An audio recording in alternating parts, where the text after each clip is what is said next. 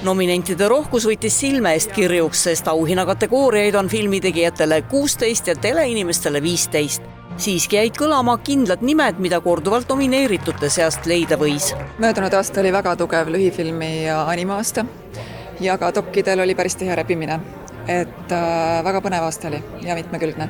Aga on selliseid üksiküritajaid ka või kes on nagu sellel aastal just esile kerkinud? Ma arvan, et äkki animas oli üllataja see Hingelind, mis on Kunstiakadeemia töö.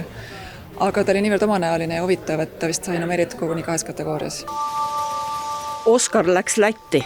Oskar läks Lätti ja meil on kõigil väga hea meel, et nagu ma aru saan, siis see on teine animatsiooni Oskar, mis üldse Euroopasse tuleb. Wow!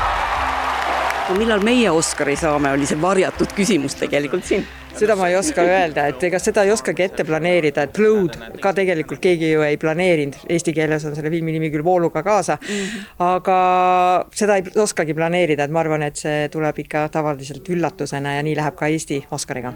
Aga väga viljakas aasta oli ka teletegijate jaoks. Kui siin nomineeritakse, see juba on täpselt selline uhke värk ja uhke tunne tekib ja eks siin sellised asjad nagu võitu jahtida on nagu väga keeruline ja just nüüd saime Robiniga siis parim meelelahutussaade ja seal muidugi konkurents on kõva.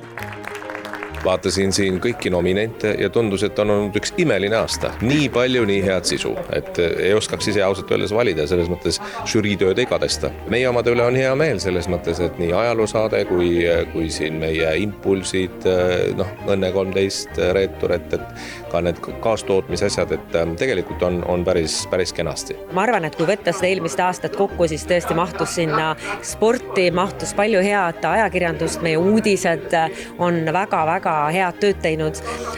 Loomulikult meelelahutussaated, näosaade, mida pikalt oodati tagasi, on tagasi.